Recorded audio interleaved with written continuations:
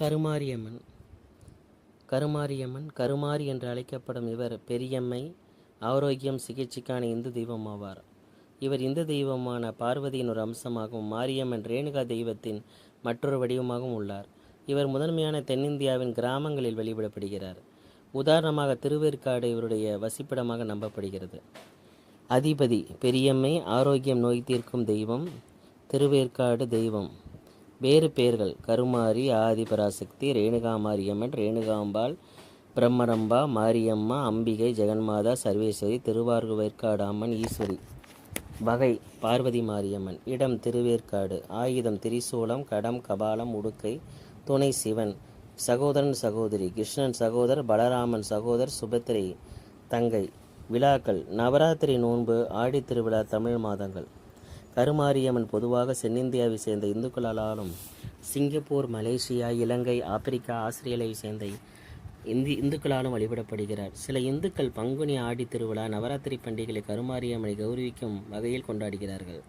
மேலும் இந்த பண்டிகைகளை இவரை கௌரவிக்கும் வகையில் கொண்டாடுவதன் மூலம் உடல்நல பிரச்சனைகள் குறைவதோடு உடல்நல கோளாறுகளுக்கு சிகிச்சை கிடைக்கும் என்றும் பெரியம்மை நோயிலிருந்து நிவாரணம் கிடைக்கும் என்று நம்பப்படுகிறது. ஆகம வழிபாட்டில் பராசக்தி, ஆதிசக்தி, இச்சாசக்தி, ஞானசக்தி, கிரியாசக்தி ஆகியவற்றை ஒருங்கிணைந்த வழிபாடாக கருமாரியம்மன் வழிபடப்படுகிறார். தென்னிந்தியாவில் தேவர் அகமுடையார் ஜாதியினரால் கருமாரியம்மன் முக்கியமாக வழிபடப்படுகிறார். இவர்கள் கருமாரியம்மனை தங்கள் குடும்ப தெய்வமாகவும் முதன்மை தெய்வமாக தங்கள் குல தெய்வமாகவும் கருதுகின்றனர்.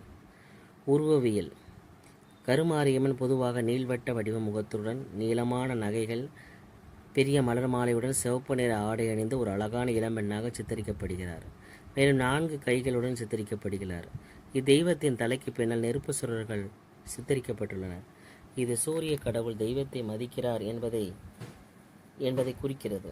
கருமாரியம்மன் பொதுவாக உட்கார்ந்த நிலையில் சித்தரிக்கப்படுகிறார். பெரும்பாலும் அவருக்கு வலது கையில் கத்தியையும் இடது கையில் குங்கும கிண்ணத்தையும் வைத்திருப்பார். மற்ற 2 கைகளும் இடப்புறத்தில் திரிசூலத்தையும் திரிசூலம் வலதுபுறத்தில் உடுக்கையினையும் பிடித்துள்ளனர். புராண கதை: புராணத்தின்படி கருமாரியம்மன் ஒருமுறை ஒரு ஜோதிடராக மாறுவேடமிட்டு சூரிய கடவுளான சூரியனை சந்தித்து அவரது எதிர்காலத்தை கணித்தார். சூரியன் கருமாரியம்மனை புறக்கணித்து அவருக்கு காட்சியளிக்க மறுத்துவிட்டான். கோபமடைந்த தேவி அங்கிருந்து சென்று விட்டாள். கருமாரியம்மன் தனது இருப்பிடத்தை விட்டு வெளியேறிய தருணத்தில் சூரியன் தனது பிரகாசத்தை இழக்கத் தொடங்கினார்.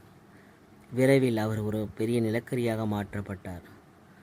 இதனால் பூமியில் இருளில் மூழ்கி பிரபஞ்சத்தில் குழப்பம் நிலவியது. சூரியன் தனது தவற்றை உணர்ந்து மன்னிப்பு கேட்டார். கருமாரியம்மனை சமாதானப்படுத்த வருடத்திற்கு 2 முறை அவள் கால்களை தொட்டு வணங்குவதாக சூரியன் உறுதியளித்தான். கருமாரியம்மன் சூரியனை ஆசீர்வதித்தார்.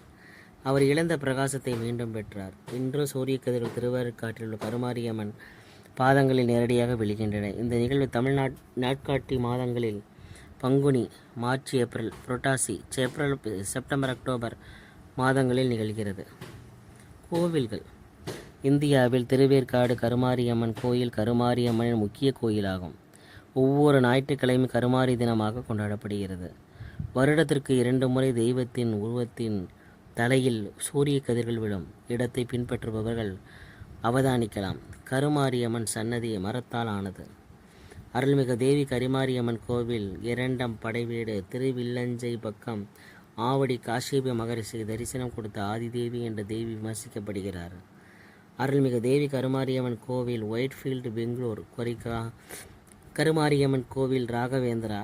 இந்தியாவிற்கு வெளியே இந்தோனேஷியாவில் அருள்மிகு கருமாரியம்மன் கோவில் மேடான், வடக்கு சுமித்ரா, இந்தோனேஷியா இருக்கிறது. மலேசியாவில் கருமாரியம்மன் கோவில் பினாங், மலேசியாவின் பினாங்கில் அமைந்துள்ளது. மலேசியாவின் மிகப்பெரிய ராஜகோபுரம் அல்லது பிரதான சிற்ப கோபுரத்தை கொண்டிருப்பதாக அந்த கோயில்.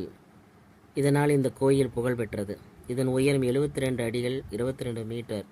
ராஜகோபுர நுழைவாயில் 21 அடி 6.4 மீட்டர் உயரமும் 11 அடி 3.4 மீட்டர் அகலம் கொண்டது. இது மலேசியாவின் மிகப்பெரிய கோயில். கருமாரியம்மன் கோவில் ஜாலான் ஜண்டுலா, கோலாலம்பூர், மலேசியா.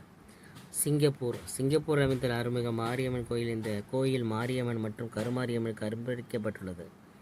அருள்மிகு தேவி கருமாரியம்மன் கோவில் இலங்கையின் கொழும்பில் அமைந்துள்ளது.